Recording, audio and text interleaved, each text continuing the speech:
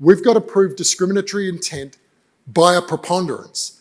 And what the court in Flowers makes really clear is, once the prosecutors come up with race-neutral reasons, that kind of boils down to deciding whether or not those race-neutral reasons are the actual reasons or a pretext.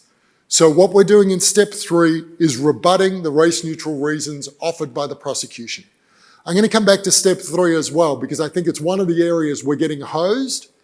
How many of you have made a Batson objection, the prosecutor gets up and gives their race-neutral reason, and the next thing that happens is not, Mr. Bourke, do you have any rebuttal or anything else to say, but is, well, I accept that race-neutral reason.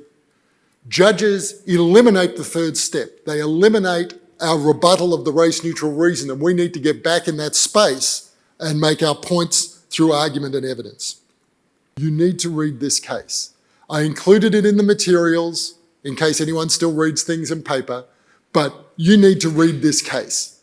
It's a striking and infamous case, 6 trials, constantly excluding all the African-American jurors except one, etc., etc.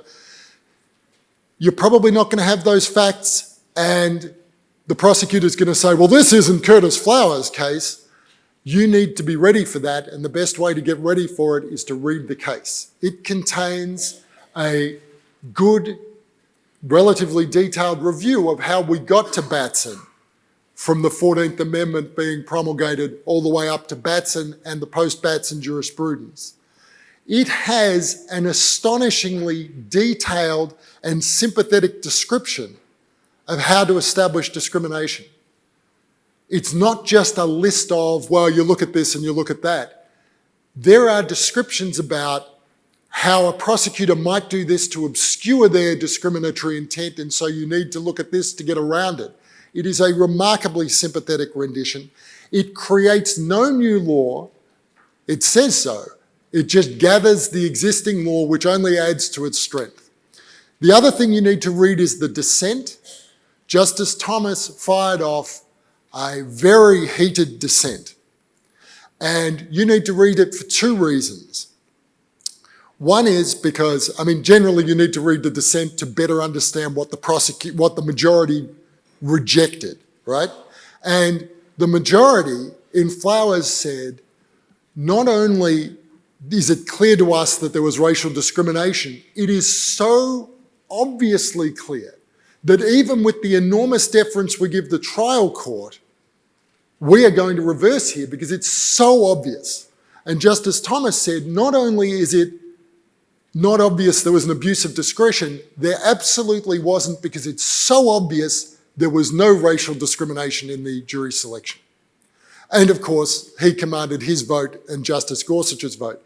So that was rejected, but that is how sharp the split is. And how Thomas characterises what happened is how prosecutors and unhelpful judges will characterise what is happening in your case. And you need to be able to say in some detail, no. That's what Justice Thomas tried to argue in Flowers, and it got completely rejected. I thought about going through it, but it's just too long. It's its own presentation to go through that back and forth, but it's really important. You should read the dissent. I'm getting up here telling you to read a case and to read the dissent. I'm going to get rotten fruit thrown at me. So it's still the United States Supreme Court, so Flowers giveth and Flowers taketh away. What does it give us? It gives us a great step-by-step guide on how to establish discrimination. What does it take away? Nothing new, but it emphasises in the starkest possible terms that enforcing Batson is the job of trial courts and appellate review is highly deferential. So as trial lawyers, the buck stops with us. Don't be thinking it's going to get cleaned up by the appellate lawyer. It's our job to create the record, and when the appellate lawyer gets the case, they are burdened with one of the most deferential standards in direct appellate work. And Flowers emphasises that. So we have to do the work at the trial level. One of the things that they do in Flowers, and I extracted it in the outline I put in the materials, the majority, which was written by Justice Kavanaugh, lists out these 6 things that courts take into account. It's not an exclusive list. And I'm going to go through them all one by one, but they're listed out in dot points in the opinion, and then the court goes through them one by one. It is, as I say, a really great step-by-step guide on how to do this. So, statistical evidence, disparate questioning, side-by-side comparisons, prosecutorial misrepresentation, history of prosecution strikes, and other circumstances.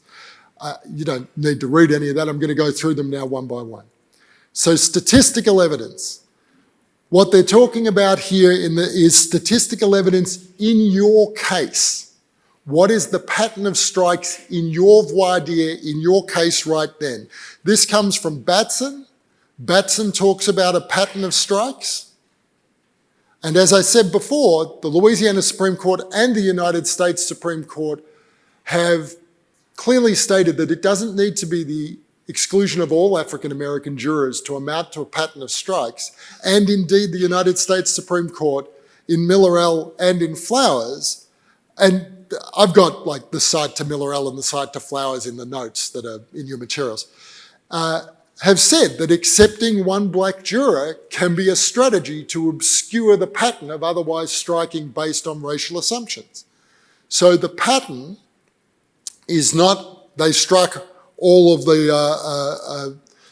white folks or all of the black folks. It can be more careful than that.